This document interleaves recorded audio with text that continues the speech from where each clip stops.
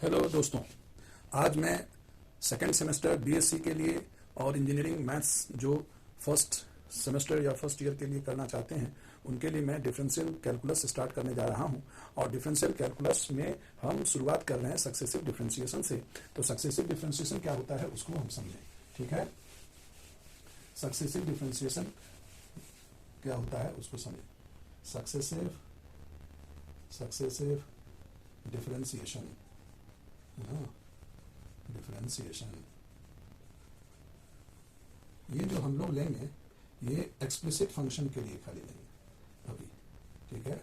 Explicit function है ना, और फंक्शन जो होगा वो सिंगल वेरिएबल फंक्शन हो। कैसा हो? Single variable function, single variable function, ठीक है।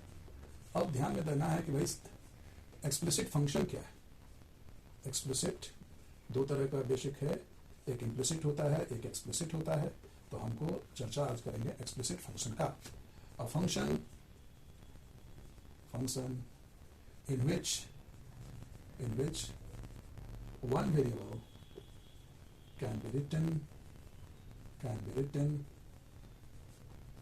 written in other variable, ठीक है। That is a function in which variables can be separable, ठीक है। इसको ध्यान में रखना है। अब इसका जो मोस्ट जनरल फॉर्म होता है, मोस्ट जनरल जो फॉर्म है वो y is equal to f x. ये आपका कार्टेशियन फॉर्म में हुआ, ठीक है। इसी तरह से r is equal to f theta हो तो ये पोलर फॉर्म होगा, ठीक है। इसी तरह से s is equal to function of psi हो, इसमें इंट्रिंसिक फॉर्म हुआ, इंट्रिंसिक फॉर्म होता है। इसी तरह से p is equal to f of r हुआ, ये पेडल फॉर्म है, ठीक है, पेडल फॉर्म। लेकिन हमको अभी जो पढ़ना है वो अभी कार्टेशियन फॉर्म के बारे में ज़्यादा जानकारी से बहुत सारा होता है, पोलर टेंजेंशियल होता है ना, ये सब।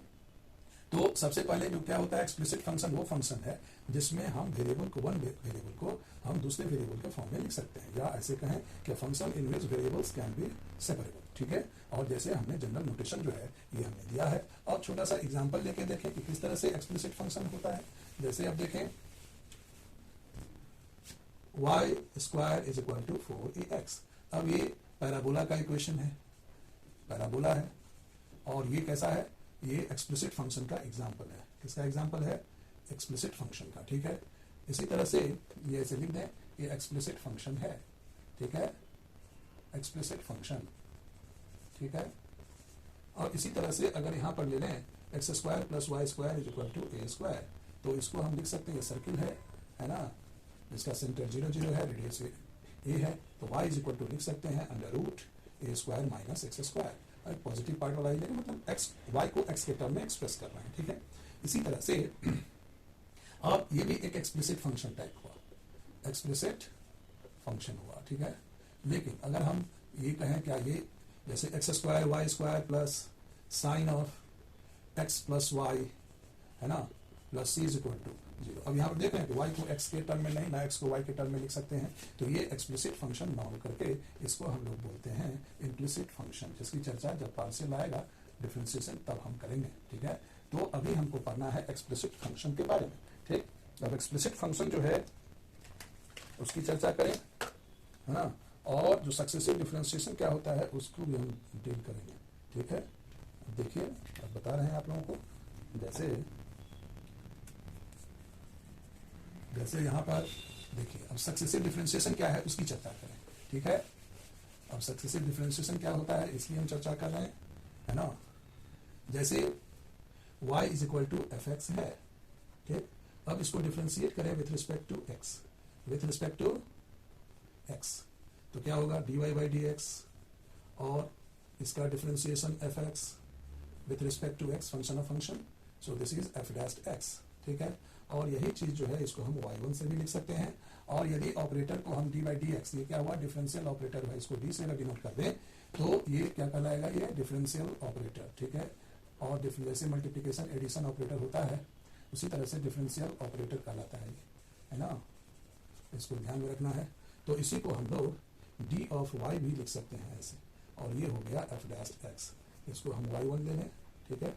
इसी तरह से अब सेकंड ऑर्डर लेना है तो यानी y2 सेकंड ऑर्डर को रिप्रेजेंट करेगा और d2y by D x square हो गया, ठीक, यानी D by D x of D by D x. और डी बाई डी एक्स कितना है आपका, यानी डी बाई डी एक्स ये एफ डैश एक्स है ना, तो ये एफ डैश एक्स किसके बराबर हो जाएगा। अब इसको यदि हम लें तो इसको हम लिख सकते हैं d2y, ये y2 हो गया, और ये लिख दे एफ डबल डैश एक्स, ठीक है। इसी तरह से यदि थर्ड ऑर्डर हमको निकालना है तो हमको सेकंड ऑर्डर को डिफरेंशिएट करना होगा विथ रिस्पेक्ट टू एक्स, है ना। तो यहाँ पर देखिए 3y by D X cube, यानी differentiation of d2y by D x square, है ना, विथ रिस्पेक्ट टू एक्स, यानी D by D x of F double dash x, ठीक है। और ये हो गया आपका एफ ट्रिपल डैश एक्स हो गया, और इसको हम कैपिटल डी के फॉर्म में d3y, ये थर्ड ऑर्डर का हो गया, ये एफ ट्रिपल डैश एक्स हो गया। तो कहने का मतलब ये हुआ कि अगर हमको हायर ऑर्डर डिफरेंशियल कोएफिशिएंट निकालना है तो हमको शुरुआत से चलना होगा, फ्रॉम फर्स्ट ऑर्डर से ही चलना होगा, ठीक है। और एक 3-4 ऑर्डर तक निकालने के बाद उसको हम लोग, ये थर्ड ऑर्डर जैसे निकला तो यहाँ एक और ऑर्डर तक, 4 ऑर्डर तक निकालें और उसके बाद जनरलाइज कर दें। कैसे हम लोग एपीजीपी में टर्म जो है तो 3-4 तक देखे, फिर उसको रीएडजस्ट करके nth टर्म निकाल लेते थे। इसी तरह से यहाँ भी है। तो यहाँ पर यदि हम nth डेरिवेटिव की बात करें yn, यानी nth derivative of y with respect to x n, है ना, तो यानी D by D x of किसका, एक n minus one order of, है ना, एक्स एन माइनस वन, ठीक है। तो यहाँ पर हम लोग लिख सकते हैं, यहाँ पर yn तो दे दिए हैं, तो ये हम एफ एन ऑफ एक्स ऐसे लिख सकते हैं, यानी d n of y that is y n, और ये हो गया एफ एन एक्स, ठीक है। तो ये आपका सक्सेसिव डिफरेंशिएशन हुआ। लेकिन हर एक फंक्शन जो एक्सप्लिसिट है उसका हम direct nth order differential coefficient नहीं निकाल सकते हैं। तो कुछ स्टैंडर्ड फंक्शन का nth ऑर्डर निकालें और फिर उसके हेल्प से जो भी फंक्शन है उसका हम निकाल सकते हैं। जैसे हम यहाँ पर कुछ छोटा एग्जांपल दे रहे हैं कि find the nth derivative, find the nth derivative of y is equal to e to the power ax, ठीक है। तो यहाँ पर आपका दिया हुआ है y is equal to e to the power ax, so y1 क्या हो जाएगा, dy बाई dx हो गया फर्स्ट ऑर्डर, ठीक है। यानी डिफरेंशिएशन किसका करना है, eax का। तो फंक्शन ऑफ फंक्शन हम बता दे रहे हैं, यानी डिफरेंशिएशन ऑफ eax जब एक्सपोनेंशियल हो तो हमेशा पावर के रिस्पेक्ट में पहले हम लोग करते हैं, फिर पावर जो बेस है ax उसको फिर x के रिस्पेक्ट में करते हैं, ठीक है। तो एक्सपोनेंशियल का उसी ax हुआ, ये a इंटू 1 आ गया, so a times e to the power ax हुआ, ठीक। अब y2 कितना हो जाएगा, d2y by D x square, ठीक है, यानी D by D x of dy by D x. अब dy बाई डी एक्स कितना है, d by D x of a times e to the power ax। अभी देखें कि डिफरेंशिएशन ऑफ ax क्या होता है, तो a times e to the power ax, यानी a स्क्वायर eax हुआ, ठीक। इसी तरह से y3 क्या होगा, d3y by D X cube हो जाएगा, यानी आप differentiation of d2y by D x square, है ना, with respect to x, d by D x of a square e to the power ax। तो ए स्क्वायर बाहर ले आए, कांस्टेंट है, और eax का e to the power ax हुआ, so this is a cube into e to the power ax, ठीक है। तो एक जनरल टेंडेंसी देखिए हमको मिल रहा है, अगर फर्स्ट जैसे जो फंक्शन दिया हो वो तो है, उसका फर्स्ट ऑर्डर निकाले तो a times e to the power ax आ गया, y2 का a square e to the power ax आ गया, y3 का a cube e to the power. देखना कि कोएफिशिएंट के पावर में जितना ऑर्डर है a पे डिग्री उतना ही बढ़ जा रहा है। तो हम लोग ये टेंडेंसी समझ गए, तो nth डेरिवेटिव क्या हो जाएगा, सो डॉटेड डॉटेड डॉटेड डायरेक्ट जो है हम लोग nth डेरिवेटिव लिख सकते हैं a raise to the power n e to the power ax, ठीक है। तो ये मेरा nth डेरिवेटिव हुआ किसका, e to the power ax का। इसी तरह से यदि यहाँ पे इसी तरह से अगर हम चले और e to the power ax का क्या होगा derivative, e to the power ax का डेरिवेटिव जो हो जाएगा वही y बराबर e to the power ax हम लोग जानते हैं, अभी देखे हैं कि yn is equal to a to the power n e to the power ax। अब यदि हम यहाँ पर पुट कर दें a इज इक्वल टू 1, ठीक है, देन क्या हो जाएगा e to the power x, और इसका nth डेरिवेटिव हो जाएगा e to the power x, समझ गए ना, a की जगह 1 कर देना है, ठीक। इसी तरह से find the nth derivative of